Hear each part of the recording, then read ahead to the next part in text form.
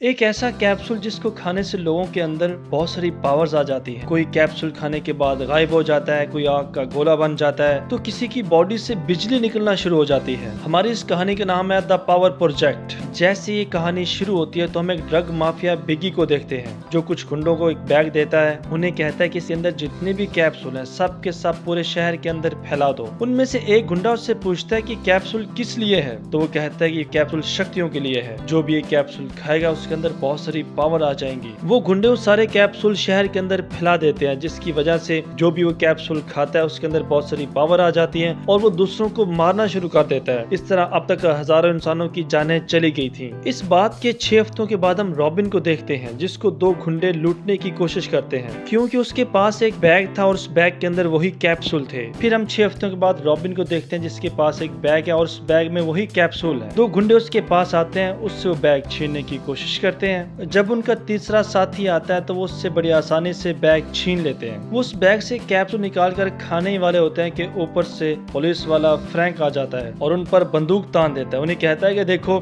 इस कैप्सूल के अंदर बहुत सारी पावर्स होती हैं, लेकिन इन पावर्स को डाइजेस्ट कर पाना हर एक की बस की बात नहीं है, इससे मौत भी हो सकती है। तो वो लड़का डर जाता है और कैप्सूल उस पुलिस वाले को दे देता है। फिर वो तीनों वहाँ से भागते हैं। फ्रैंक रॉबिन को बैग तो वापस नहीं देता, हम अगर उसकी मॉम के इलाज के लिए कुछ पैसे उसे दे देता है। फिर हम मेजर को देखते हैं, जिसका नाम आर्ट है। उसे एक आदमी के बारे में पता चलता है जिसने सबसे पहले इस कैप्सूल को खाया था। वो उसके घर का दरवाजा नॉक करता है। आगे से न्यूट बाहर निकलने की बजाय पिस्टल बाहर निकालता है। मेजर उसे कहता है कि अपने बॉस से कहो कि मेजर आया है। न्यूट अपने बॉस को कॉल करने के लिए जैसे ही पीछे मुड़ता है तो मेजर दरवाजा तोड़कर अंदर दाखिल हो जाता है। फिर उन दोनों के दरमियान बड़ी जबरदस्त हाथापाई होती है। न्यूट उससे बचने के लिए एक बाथरूम में जाकर छुप जाता है और एक कैप्सूल खा लेता है। कैप्सूल से उसकी बॉडी में पावर आ जाती है, उसकी सारी बॉडी आग का गोला बन जाती है। फिर वो मेजर पर अटैक करता है। मेजर उससे बचने के लिए भागता है। भागते भागते उसे 5 मिनट होने वाले होते हैं कि वो मजीद 3 कैप्सूल और खा लेता है। 5 मिनट के बाद उस कैप्सूल का असर खत्म हो जाता था। अब मजीद 3 कैप्सूल खाने की वजह से उसकी आग की हीट अप और तेज हो गई थी, जिसकी वजह से बिल्डिंग का फर्श टूट जाता है और वो दोनों नीचे गिर जाते हैं। आर्ट एक बाथरूम में छुप जाता है और अपनी शर्ट को गीला कर लेता है। जैसे वहाँ पर न्यूट आता है तो उस पर अपनी गीली शर्ट फेंक कर उसकी आग बुझाने की कोशिश करता है। उससे पूछता है कि मुझे सिर्फ इतना बता दो कि तुम्हारे बॉस का नाम क्या है। वो उसे नाम बताने वाला होता है कि ओवरडोज की वजह से उसकी पूरी बॉडी फट जाती है और वहाँ पर एक जबरदस्त धमाका होता है। इस धमाके में मेजर बच जाता है, लेकिन थोड़ा सा जख्मी हो जाता है। वो उसके मोबाइल को देखता है तो उसे वहाँ पर बहुत सारे नंबर्स मिलते हैं, जिनसे न्यूट इस कैप्सूल के हवाले से डील किया करता था। वहाँ पर रॉबिन का नंबर भी होता है। मेजर उसे एक मैसेज करता है, उससे मिलने के लिए कहता है। दूसरी तरफ हम फ्रैंक को देखते हैं, जो एक बैंक रॉबरी के केस को डील कर रहा होता है। एक बैंक में एक चोर घुस जाता है जो किसी को नजर भी नहीं आता और उस बैंक में चोरी कर रहा था। फ्रैंक एक कैप्सूल खाकर 5 मिनट का टाइमर लगाता है और उस बिल्डिंग में दाखिल हो जाता है। कैप्सूल खाने से उस चोर के पास ऐसी पावर आ गई थी, जिसकी वजह से वो जिस भी किस्म के कलर के पास खड़ा होता था वो कलर उसकी बॉडी पर भी चढ़ जाता है और उसे पहचानना बहुत मुश्किल हो जाता है। लेकिन जैसे ही वो फ्रैंक को देखता है तो वहाँ से भागना शुरू कर देता है। फ्रैंक उसके पीछे भागता है। भागते भागते चोर के हाथ एक पिस्टल आ जाता है और वो फ्रैंक पर गोली चला देता है। गोली फ्रैंक के सर में लगती है, लेकिन फ्रैंक पर कोई असर नहीं होता,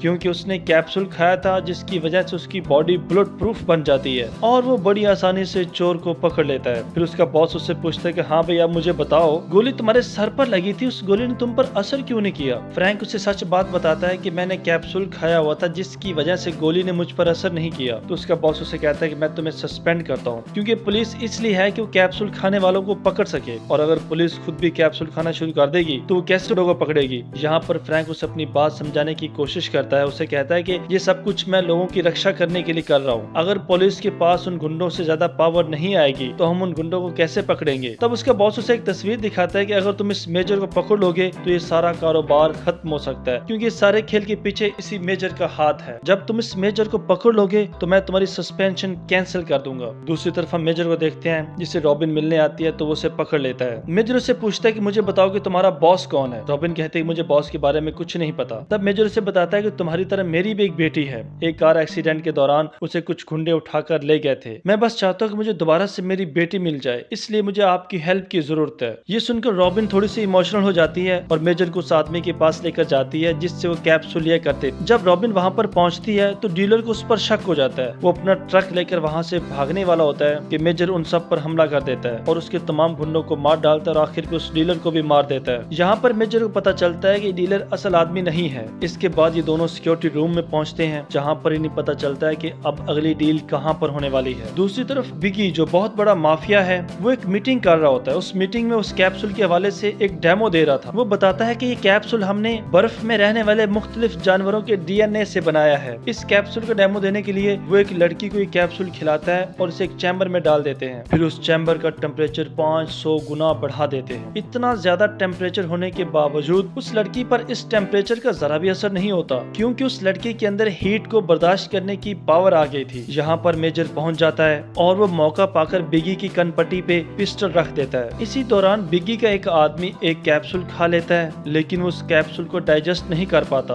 और वहीं पर उसकी मृत्यु हो जाती है। यहाँ पर मेजर बिगी के तमाम गुंडों से फाइट करके सबको मार डालता है। आखिर पे मेजर और बिगी बच जाते हैं और यहाँ पर एंट्री होती है फ्रैंक की। फ्रैंक जो कि मेजर को समझता है कि यही बिगी है, वो मेजर से कहता है कि अपनी बंदूक फेंक दो और अपने आप को मेरे हवाले कर दो, नहीं तो मैं तुम पर गोली चला दूंगा। यहाँ पर बिगी को मौका मिल जाता है और वो एक कैप्सूल खा लेता है। कैप्सूल खाने की वजह से वो एक वहशी जानवर में तब्दील हो जाता है। फिर मेजर और फ्रैंक मिलकर उसका मुकाबला करते हैं और बिल्डिंग के अंदर जितने भी गैस के वॉल होते हैं सबको खोल देते हैं। बिल्डिंग से बाहर निकलकर मेजर बिल्डिंग पर एक गोली चलाता है, जिसकी वजह से बिल्डिंग के अंदर आग लगती है और एक बहुत बड़ा ब्लास्ट होता है। इस ब्लास्ट में बिगी मारा जाता है। फ्रैंक को अभी भी मेजर पर शक था, इसलिए उसे गिरफ्तार करके पुलिस के हवाले करने वाला होता है। जब वो रास्ते में जा रहे होते हैं तो मेजर उसे अपनी सारी कहानी सुनाता है। उसे अपनी बेटी के बारे में बताता है। उसे ये भी कहता है कि सारे खेल के पीछे सरकार का हाथ है। अगर तुमने मुझे पुलिस के हवाले कर दिया तो पुलिस न सिर्फ मुझे गिरफ्तार करेगी बल्कि तुम्हें भी पकड़ लेगी, क्योंकि सरकार नहीं चाहती कि सारा घिनौना खेल खत्म हो जाए। फ्रैंक को भी उसकी बातों पर यकीन आ जाता है और वो उसकी बात मान लेता है, लेकिन तब तक पुलिस उनकी गाड़ी को घेर लेती है। वो मेजर को तो गिरफ्तार कर लेती है, लेकिन फ्रैंक वहाँ से गायब हो चुका था। वो मेजर को गिरफ्तार करके गार्डनर के पास लेकर जाती है। गार्डनर जो कि सारे खेल की मास्टरमाइंड थी। इसी बोर्ड पर रॉबिन और फ्रैंक भी पहुंच जाते हैं। जाकर वो कंट्रोल रूम में पहुंचते हैं, जहां से वो पूरी बोर्ड के सब दरवाजों को कंट्रोल में कर सकते थे और ये भी देख सकते थे कि कहां पे क्या हो रहा है। फ्रैंक मेजर को बचाने के लिए वहां से चल पड़ता है और उसका सामना एक ऐसे गुंडे से होता है जो बड़ा ही फ्लेक्सिबल था। उसको मारने में कंट्रोल रूम में बैठकर रॉबिन भी उसकी हेल्प करती है। फिर एक गुंडा कंट्रोल रूम की तरफ बढ़ता है, लेकिन जैसे कंट्रोल रूम में एंटर होता है तो वो देखता है कि सारे सिस्टम ऑफ हो चुके हैं और रॉबिन ट्रेसी को बचाने के लिए वहां से चली जाती है। रॉबिन एक लैब में पहुंचती है, जहां उसे पता चलता है कि आज से कई साल पहले सरकार अपने सोल्जर को सुपर सोल्जर बनाने के लिए उन पर एक्सपेरिमेंट किया करती थी। उस एक्सपेरिमेंट का हिस्सा ही मेजर भी था। एक दवा इस मेजर की बॉडी पर असर कर जाती है और जब इसकी बेटी पैदा होती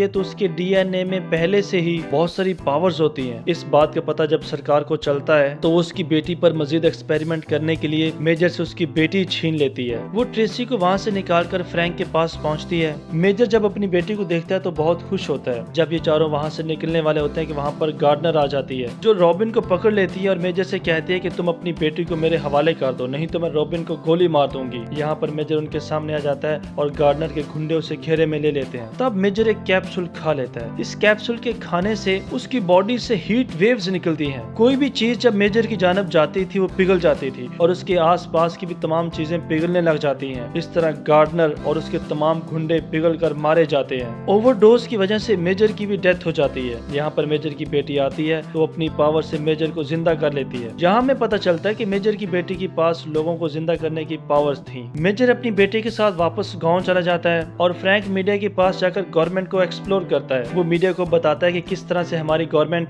लोगों की जानें लेने के लिए बड़े खतरनाक एक्सपेरिमेंट कर रही है। इसके साथ ही हमारी कहानी खत्म हो जाती है। आपको ये कहानी कैसी लगी कमेंट करके जरूर बताइएगा। अगर आपने अभी तक मेरे चैनल को सब्सक्राइब नहीं किया तो जल्दी से चैनल को सब्सक्राइब कर लें, ताकि आप तक नई नई कहानी और वीडियोस पहुंचती रहें। Thanks for watching.